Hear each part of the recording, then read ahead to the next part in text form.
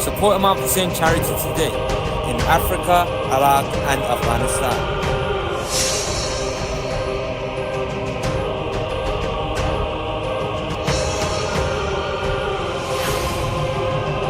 www.imamhusseincharity.com.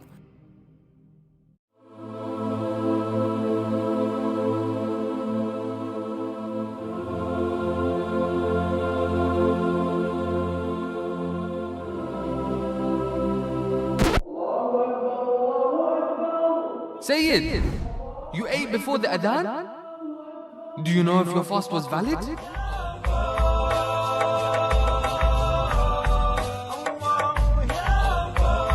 Brother, you love tattoos, don't you? Is tattoos haram or halal?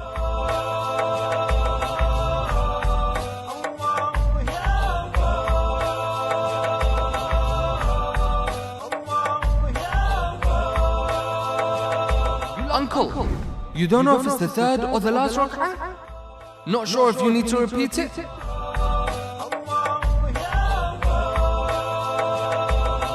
Abu Talib, it's pork flavor but vegetarian. Is it halal?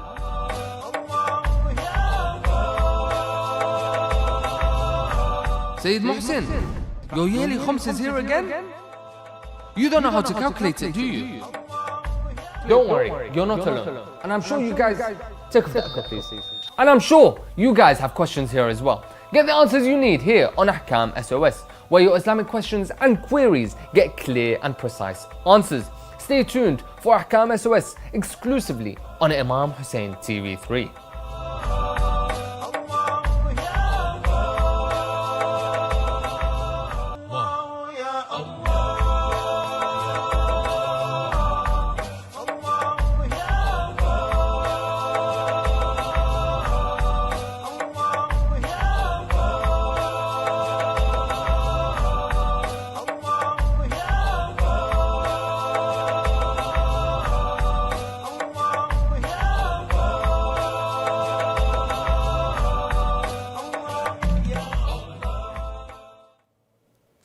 Assalamu alaikum wa rahmatullahi wa barakatuh. Dear viewers of Imam Hussein TV 3, welcome back to another episode of Ahkam SOS, the show where we discuss various Islamic topics, practices and principles. Congratulations to you all and to the Imam of our time, Ajalallahu Farajah Sharif, on the birth anniversary of our first Imam, Imam Ali alayhi salam. So thank you very much. I'd like to first introduce you all to our dear Sheikh for this episode, Sheikh Ali. Ma'ash, salam alaykum Sheikhna. Alaykum assalam wa rahmatullah wa as'adallah ayyamakum. Wa ayyamakum Sheikhna, as'adallah ayyamakum. How are you doing Sheikhna? Alhamdulillah bi khair. Milad Amir al-Mu'minin salamullah alayh. The first caliph of Islam. Yes. That there's no other caliphs would stand beside the Imam at all. He is the only one caliph and nobody else would be the true caliph and vicegerent of Rasulullah sallallahu alaihi wasallam. And any other caliphs are batil, void, invalid, and definitely in hellfire. Of course. Thank you very much, Sheikhna. Very well put. And as you can all tell, this is how we are starting off this episode, inshallah, on this auspicious occasion of the birth anniversary of Imam Ali alayhi salam. Inshallah, with you all cooperating with us and you all sending in your questions, I would like to, of course, invite you all to send in your questions either by calling in with the number shown below over here, 0203 515 0199. Or you can send this, your messages, your questions through messaging on WhatsApp 074 1509 2155, or you can call in on that number as well. Or if you're watching on YouTube, you can send us your questions there. And inshallah, Sheikhna, without further ado, let us now begin with the questions. From YouTube, how to protect your family and your own self from black magic. أعوذ بالله السميع العليم من الشيطان الرجيم. بسم الله الرحمن الرحيم. الحمد لله رب العالمين وصلى الله على محمد وآله الطاهرين ولعنة الله على أعدائهم أجمعين.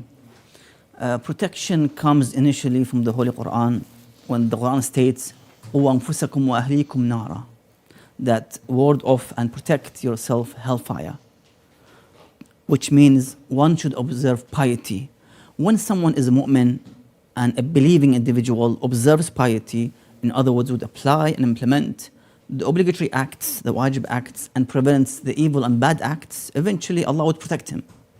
But he or she needs initially to ignite this protection, to start off this protection by protecting themselves from the evil acts. When somebody opens some kind of a corridor towards the acts of forbidden and even in some cases the discouraged acts like makruhat, that would allow for the evil individuals from the jinn and the ins would interfere, would do waswasa and whisper. So always protect yourself with dhikrullah azza wa jal. ما شاء الله لا قوة إلا بالله بسم الله الرحمن الرحيم ولا حول ولا قوة إلا بالله العلي العظيم. Repeat these holy verses and dhikr so that you be protected, but you have to also make sure that you don't open any door or window for the evil creation of Allah Azza wa Jal, who became evil, of course, by their choice, Of course, yes. to deceive the people. So you have to protect yourself by dhikrullah, by taqwa, and of course by performing the wajib acts and good deeds as well, inshallah. Inshallah. In this holy month specifically, yeah. Yes, inshallah, in the month of Rajab, inshallah. And then, Shaykhna, moving on to YouTube, a hadith from Shia narrations states that only believers from one sect of Islam will go to Jannah. Another hadith also adds that one sect of Christianity and one sect of Judaism will go to Jannah. Is this true? The first hadith is famous between the Shia and the Sunni that the Prophet said that my ummah would be divided into 73 sects. One is saved and the rest in hellfire. Okay. So yes, it's a famous hadith with this regard.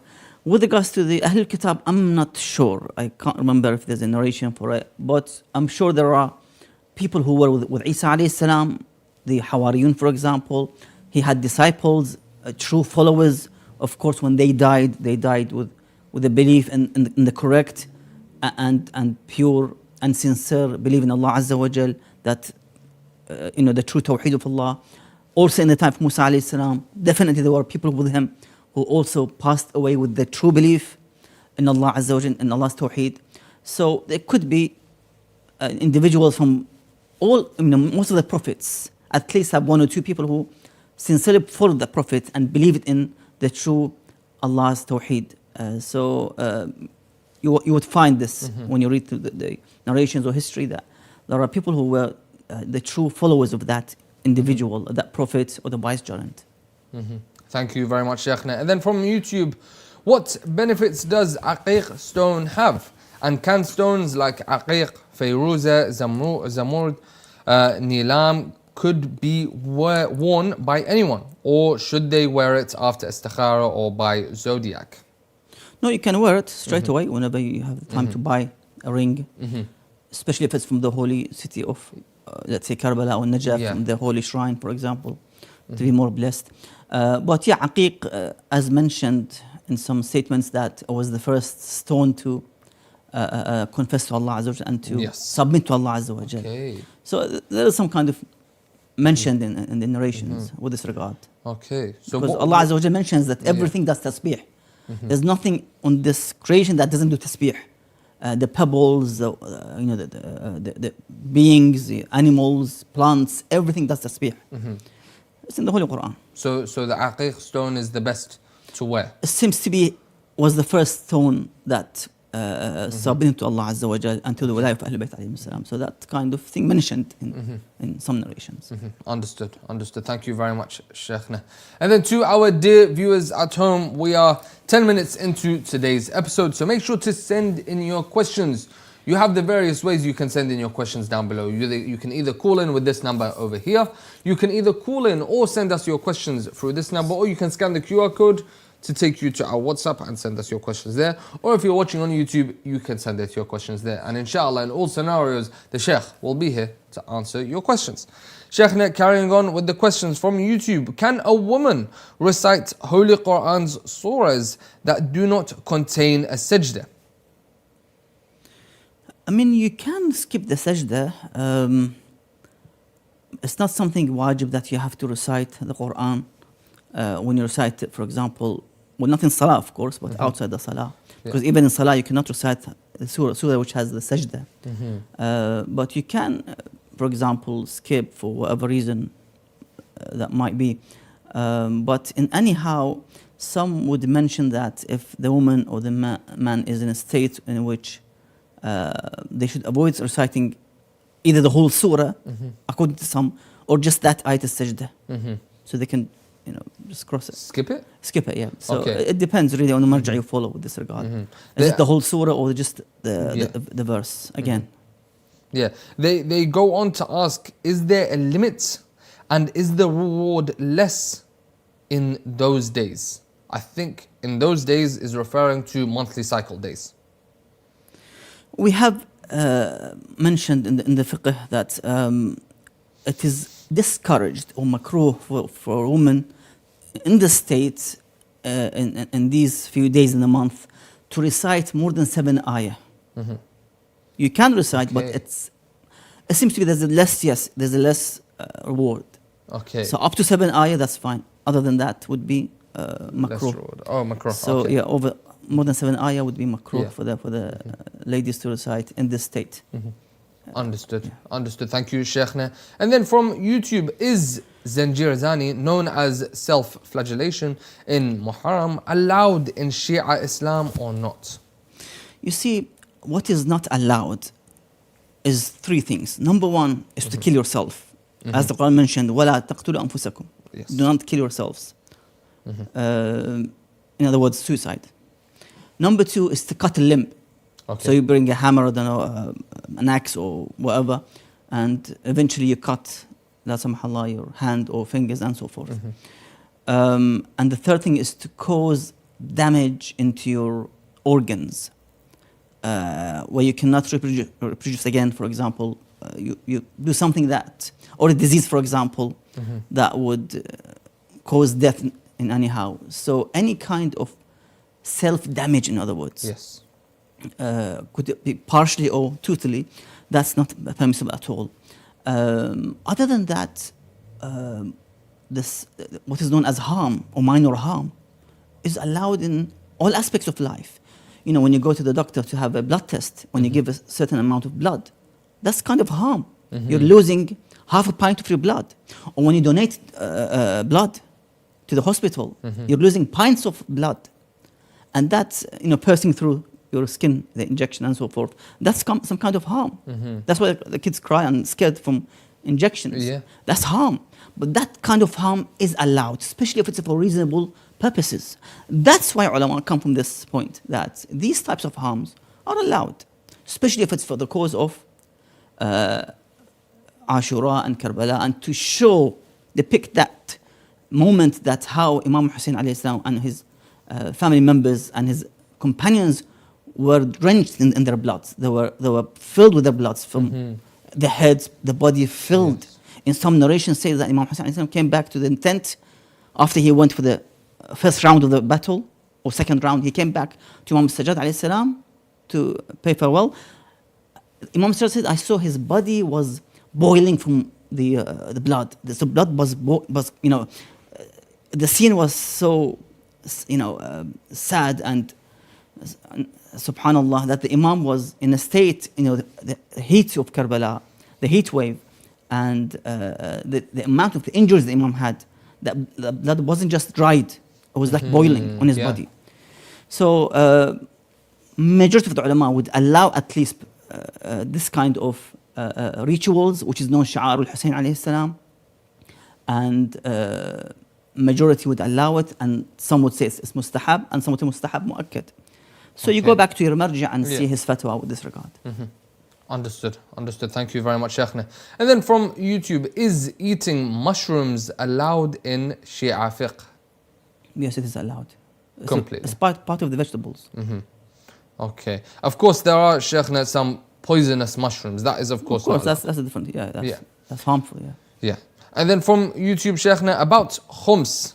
Can we select any date of khums, English or Islamic, or its Islamic date, and the day must be when you started a new job or business? It's your choice to choose a specific date, first of Muharram, second day of the year, or let's say New Year, for example. It's your choice. Some would say you can choose the Gregorian date, for example, with this regard. But in anyhow, it's your choice. Just have to make sure that you have a date that you have to start paying khumus on that date. And you stick to it every year. Exactly. Yeah. Okay. So it's like an annual tax day in which employers have to assess their taxes and how much they have paid and so forth.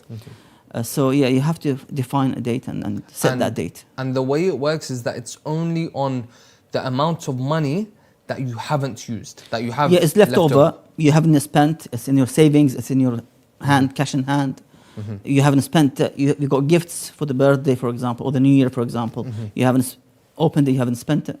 You haven't used it. Then, of course, in this case, you have to pay khumus on any surplus, which is unused. So it's outside your ma'oon, as they say, ulama, expenditures. Okay, understood.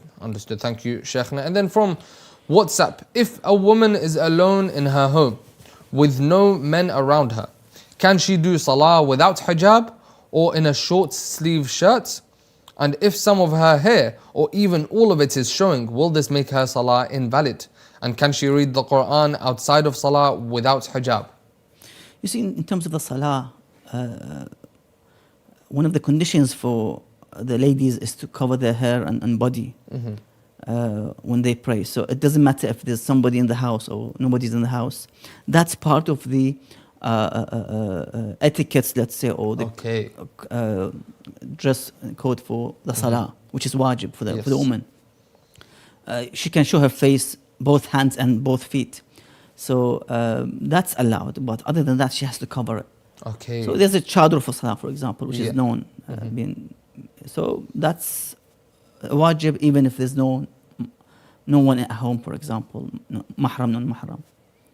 It's between her and Allah Azza wa Jal. Understood. And then with regards to, so if she has any hair or any of her hair showing, does that make her salah invalid? She has to cover it. She can't keep it. She has to cover every hair. Yeah. Okay. And then when reading the Quran outside of salah, does she need to wear hijab? No. It's completely fine. Yes. Okay. Thank you very much, Sheikhna. And then to our dear viewers at home, we will now be going on a break. But just before you go, just wait a bit longer. I believe the Sheikh has something he would like to say to us. Sheikhna, over to you. Yes, as we celebrate the Imam Ali's Salamullah alayhi's birthday, many non-Muslim writers, and intellectuals, they wrote about Imam Ali alayhi salam.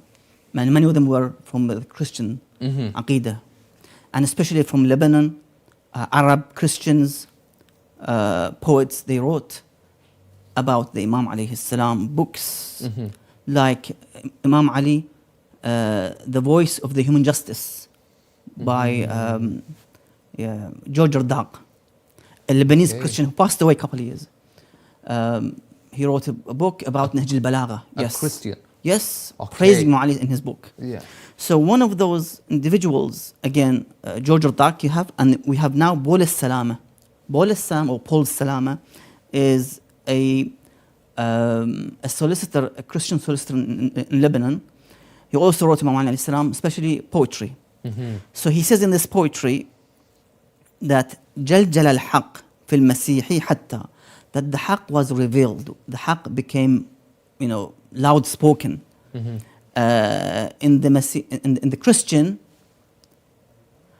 حتى عد من فرط حبه علوية, so that they thought that he is Alawi, he's a Shi'i. Okay. By praising, as I've said, by praising so much Imam Ali alayhi salam, as a Christian, writing books about Imam Ali alayhi salam, defending him, defending his rights, his haqq, that people thought that they are actually Alawis, Shi'is, not Christians, but they were Christians who wrote about Imam alayhi salam, Nahj Balagha, Sharh, and so forth. Then he says, Ya sama'u ashhidi, oh the heavens, be my witness. Wa ya ardu qarri, and oh the earth, be stable. Wakhsha'i, and be humble. Why? Innani dhakartu Aliyya, because I mentioned the word or the name Ali alayhi salam. see how much they love Imam Ali alayhi salam.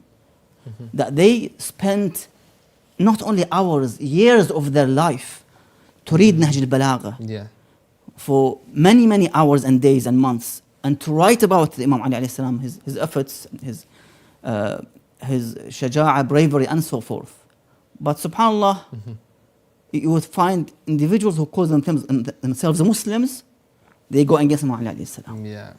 And they try to even ignore and negate the event of Ghadir. That it wasn't such an event at all. I heard one of them, that there was no such an event, no. Oh, it was just a wow. khutbah and that's it. This man kuntum mawla fa'alimuna didn't happen at all. And they negate it, which is a famous mutawatir hadith, Shi'i Sunni narrator. So they don't even believe in that. Some of the extremists who eventually ended supporting, some of the IS, groups and other terrorists. Okay. So that's the end. You end up, when you leave Ali, negate Ali, you end up killing, or at least giving fatwa to kill innocent people around the world. That's the end of it. You become part of the followers of Yazid and Muawiyah who killed innocent people. You leave Ali, you're in hell. You stick with Ali, you'll be in heaven, inshallah. Inshallah. But of course, with the aqidah that he is the first Imam and Caliph after Rasulullah sallallahu alaihi wasallam. Of course. Thank you very much, Shaykhna. Thank you very much. To our dear viewers at home, as I've just said, we will now be going on a break. So please make sure to send us your questions, and inshallah, the Shaykh will be here to answer it after the break.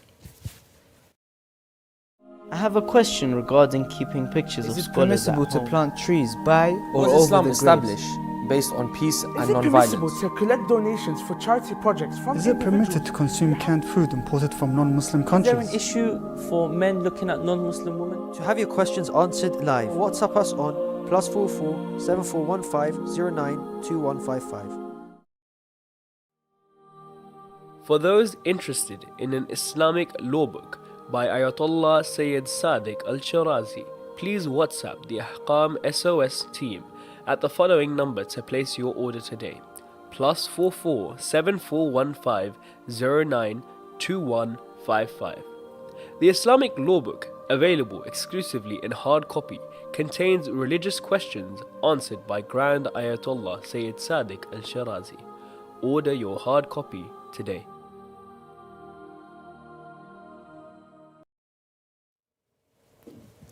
Assalamu alaikum. Welcome back after the break to Ahkam SOS, the show where we discuss various Islamic topics, practices, and principles. I hope that during the break you managed to send in your questions. If you have not yet done so, please do send them in now, and inshallah the Sheikh will be here to answer them now.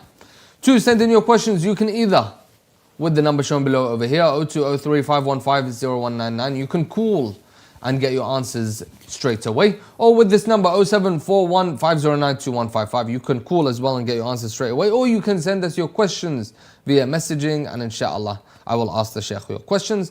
And you can also, if you're watching on YouTube, you can send us your questions there. Carrying on with the questions, Shaykhna, from YouTube.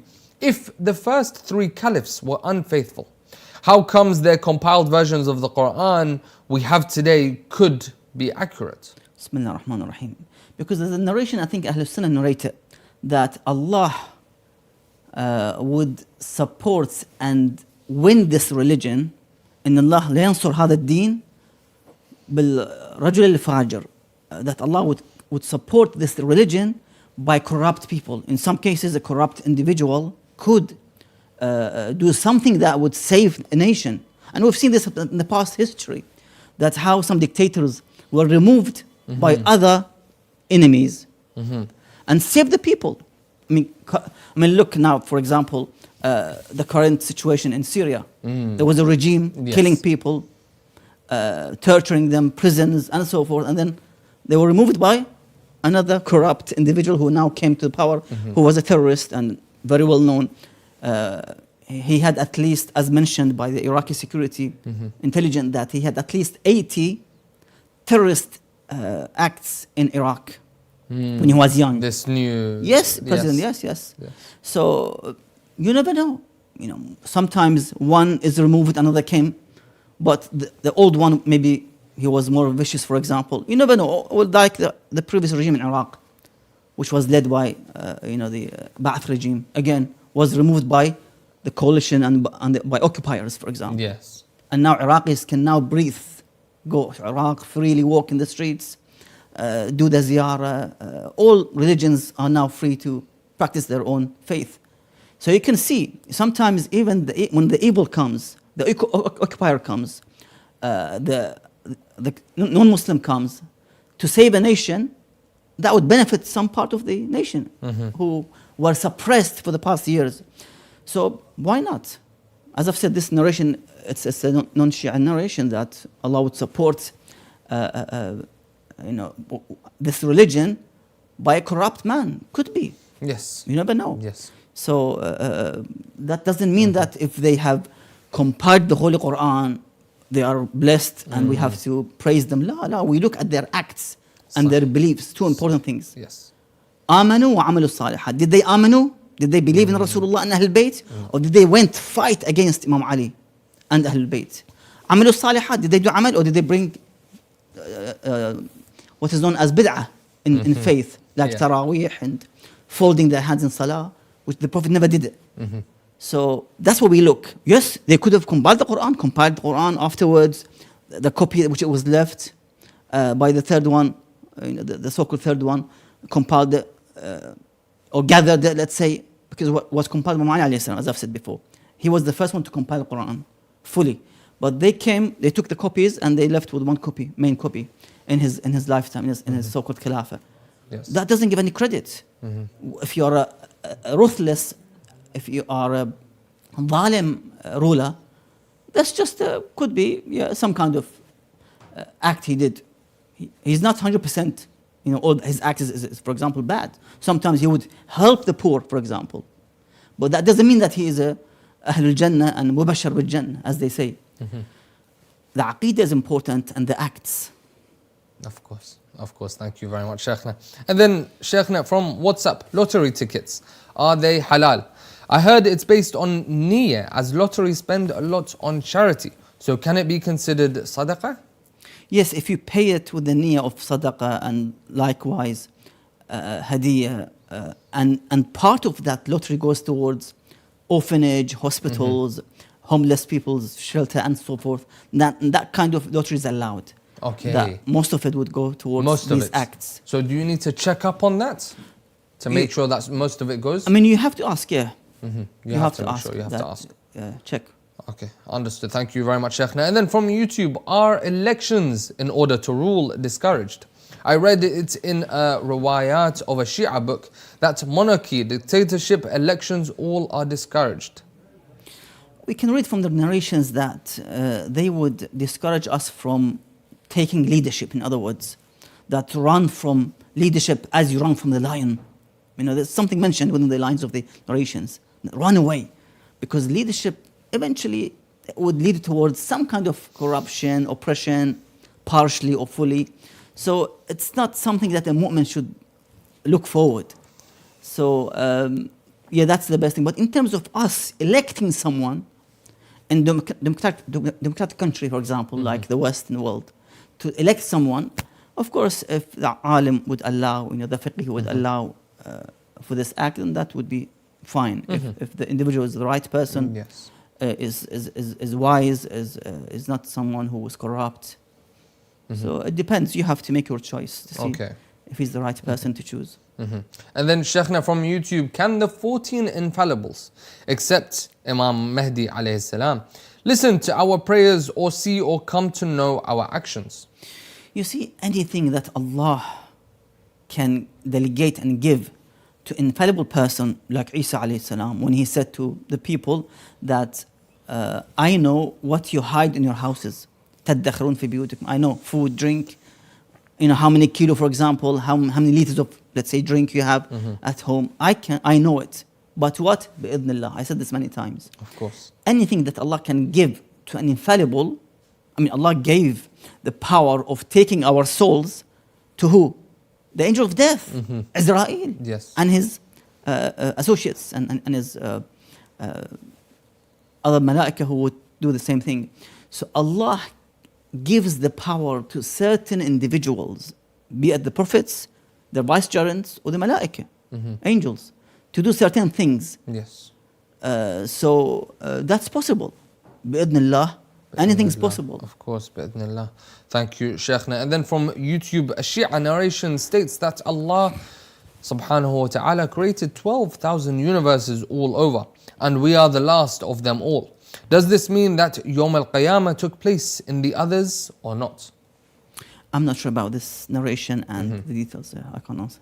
So this narration isn't... No, I'm not sure. I Oh, have to study the narration in depth. Okay, thank you, Shaykhna. And then from WhatsApp, it is often mentioned that the Prophet, peace and blessings be upon him, met Imam Ali alayhi salam during his trip in marājiʿ. Is this true? And if so, what is the actual hadith regarding it? You see, as I've said again, that Imam Ali alayhi salam is the brother of Rasulullah, nafsu Rasulullah, as the Quran mentions, وَأَنفُسَنَا وَأَنفُسَكُمْ. When he came to Mubahala with the Christians of Najran, he brought Imam Ali alayhi salam as his nafs, وَأَنفُسَنَا وَأَنفُسَكُمْ. Yes. And the rest of Ahlul Bayt alayhim salam, Ashab al-Kisa. So, now Imam Ali to be with the Prophet went by himself to the Mi'raj with the Jibreel alayhi salam. But Imam Ali being there as his soul to be with the Prophet, that's a different story. Okay. To be able to be with the Prophet in somehow through his knowledge, through that Allah gave him, because he's the Prophet's vicegerent. This is something that ghaib, we don't know exactly how it worked. Yes. So we follow the narration, we stick with the narrations. Of course. Thank you, Shaykhna. And then from YouTube, if Imam Hussein alayhi salam knew that his drink contained poison, why did he drink it? And how is this not suicide? Well, number one, to know that you're going to die on a certain day, it doesn't mean that this is something that you should avoid it. You know, I know my ajal. Some people have this knowledge, you know, those salihin, mu'mineen, they know that they're going to die on that specific day. Or for example, when you go to jihad, you know, the correct, true jihad, fi sabilillah, with the presence of the Ma'soom alayhi salam. Imagine that you're in Uhud or Badr, and you fight, and you know you're going to be killed. Is that suicide? You know they're going to be killed. Yes. 90%. And you're weak compared to the enemy who has full, because in Badr they had less means of tools for the war, less swords and spears and so forth. Maybe just 2 horses, compared to the enemy who had dozens of horses and spears and sword. So most likely you would have faced to be killed, especially in Uhud, that at least 70 were killed from the Muslim side, at least. So is that suicide? No, that's by Amr al-Ma'soom alayhi salam. Yes. Ahlul Bayt follow Allah Azza wa Jalla with this regard. That the Prophet said, or the Imam Hussein said, that when they asked him that you're going to go to Karbala, you're going to be killed. Ya ibn Rasulullah, we know Bani Umayyah, we know Yazid. They're going to kill you. The Imam said, Sha Allah an yarani qatil. Allah wants to see me to be killed in his cause, martyred. Today you see many people would go and kill themselves against the enemies. You know how many we've seen in the occupied lands, for example. Even they have jackets to blow themselves up, for example, and they became martyrs and so forth. But of course that's unjustified. Anyhow, that needs a specific fiqh, shar'i hukum. But in anyhow, with regards to the Ma'soom alayhi salam, he follows Allah's footsteps, instructions with this regard. That Allah wants to see him to be killed so that Islam can be spread. Yes. Like Rasulullah, who was oppressed by mushrikeen, he was, he left Mecca, his hometown, his headquarters, and he went to Medina with all the sacrifice, all the Sahaba who were killed in Badr and Uhud and other battles became martyrs for what cause? For the cause of Allah Azza wa Jal. So the Ma'soom, when he knows that he's gonna go to this path of Shahada, that would revive Islam. That would keep Islam alive till today. Otherwise, we could have been in a different faith and belief. Okay. Maybe we could have been Amawis, na'udhu billah. Oh. Yes. Okay, thank you, Sheikh. And then for the final question of the episode from WhatsApp, if a person commits a sin such as smoking marijuana or dancing or listening to music and he can't stop this, but he tries to do other good deeds like stay on his prayer and give as much zakah as possible and do other good deeds, will he be saved from Jahannam? You see, Allah Azza wa Jal mentions in the Holy Quran that وَلَا تَقْنَطُوا مِنْ رَحْمَةِ اللَّهِ. So, وَيَعْفُوا عَنْ كَثِيرٍ, and He would forgive a lot, and do not despair from Allah's mercy and forgiveness. So, if you sincerely do tawbah and repent to Allah Azza wa Jal, Allah would forgive all these things that you committed. But repent sincerely and don't go back to these sins. Yes, that's important. of course. وَيَعْفُوا عَنْ كَثِيرٍ, He would forgive a lot. That's Allah's way of dealing with His own servants. إن الله يغفر الذنوب جميعا. Allah would forgive all sins. But you have to be sincere with yourself. You have to be I will sincere. never ever do this again. Of course. Yeah. Of course, understood. Thank you very much, Sheikhna, and thank you very much for being with us today and answering all the questions. To our dear viewers at home, thank you very much for tuning in on this auspicious day, auspicious occasion, and this interesting episode. I know myself, I learnt plenty, and inshallah all of you at home learnt plenty as well. We do apologize if we couldn't answer your questions. Please do send us your questions on our next episode, which will be on Monday next week at 7 p.m. So make sure to tune in and send us your questions, and inshallah we will be here, the Sheikh will be here to answer them on the next episode. Down below at Imam Hussein TV 3. Go to our YouTube, subscribe, like this episode, and inshallah tune in for all of our future episodes and future content. Also down below, www.imamhussein3.tv/donate, which is where you can donate and support the TV channel for all our future programs, shows, and inshallah with your support we can continue to serve the Ahlul Bayt alayhum as-salam. This has been Ahkam SOS. I've been your host Sayyid Muthanna Al-Musawi, and inshallah we see you in the coming episodes. Fi amanillah.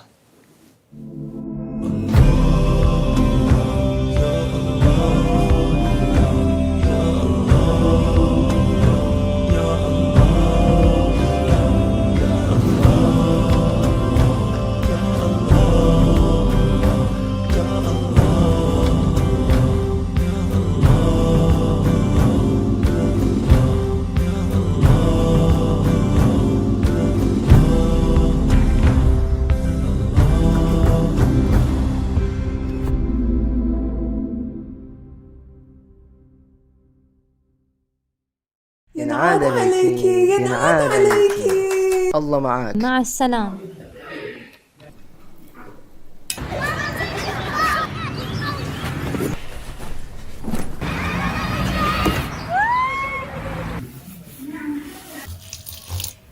نحن مقاومة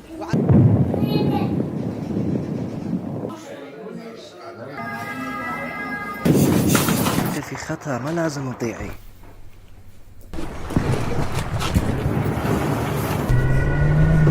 ما تخافي يا بنتي.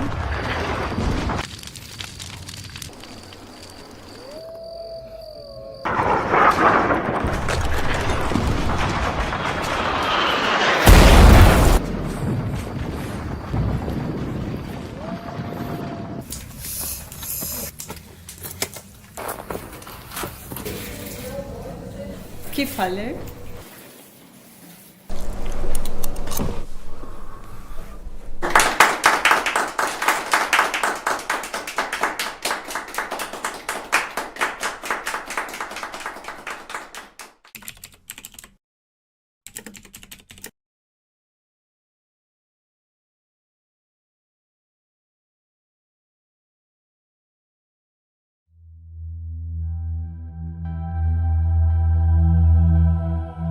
In today's world, where the religious identity and faith of our children are constantly targeted by media and digital platforms, Imam Hussein TV network stands as a trusted media voice alongside families, dedicated to nurturing religious values and strengthening faith and spirituality.